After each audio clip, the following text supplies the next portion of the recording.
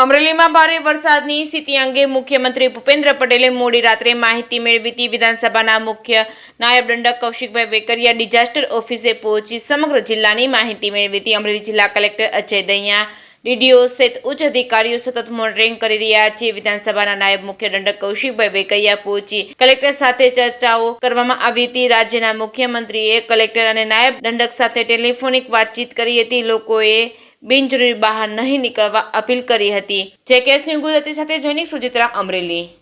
જે રીતનો સમગ્ર અમરેલી જિલ્લાની અંદર 6 ઇંચથી લઈને 10 ઇંચ સુધીનો ખૂબ વરસાદ પડ્યો છે। અત્યારે કંટ્રોલ રૂમ પર બેસી હું અને કલેક્ટર શ્રી, ડીડીઓ શ્રી, જિલ્લા નિવાસી કલેક્ટર શ્રી, માન્ય ધારાસભ્ય જયભાઈ સમગ્ર ટીમ સાથે બેસી અને સમગ્ર જિલ્લાનો તાર મેળવ્યો છે કે સમગ્ર જિલ્લાની અંદર ક્યાં ક્યાં વરસાદની વધારે મુસીબત છે કે વધારે મુશ્કેલી જ્યાં થઈ હોય સમગ્ર જિલ્લાની ઘટનાનો આખો અનુક્રમ લીધો। ખાસ કરીને 3-4 જગ્યા પર રેસ્ક્યુ ઓપરેશન પણ કરવા પડ્યા હતા। ખાસ કરીને પીપાઓ પોર્ટ ઉપરથી 26 લોકોને રેસ્ક્યુ કરીને બહાર લાવવામાં આવ્યા છે। એવી જ રીતે ફિફાતમાંથી 6 લોકોને રેસ્ક્યુ કરવા પડ્યા। બવાડી પાસેથી 2 લોકોને રેસ્ક્યુ કર્યા। રાજુલા શહેરમાં 2 લોકોને રેસ્ક્યુ કર્યા। આવી અલગ અલગ જગ્યાએથી સક્સેસફુલ રીતે રેસ્ક્યુ કરી અને લોકોને યોગ્ય સ્થળાંતર કરાવવામાં આવ્યું છે અને લોકોને યોગ્ય વ્યવસ્થિત જગ્યાએ પહોંચાડવામાં પણ આવ્યા છે। સમગ્ર જિલ્લાની અંદર ખૂબ વરસાદ પડ્યો છે।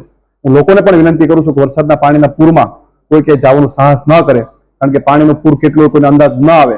પણ જિલ્લા વહીવટી તંત્ર ખૂબ કાળજીપૂર્વક કામ પણ કરી રહ્યું છે। આદરણીય રાજ્યના મુખ્યમંત્રી આદરણીય ભૂપેન્દ્ર પટેલ સાહેબનો પણ ત્યારે ફોન હતો કે જિલ્લાની પરિસ્થિતિનો તાગ મેળવતા હતા। હું સમગ્ર લોકોને ખૂબ વરસાદના કારણે બહાર ન નીકળવા અપીલ પણ કરું છું।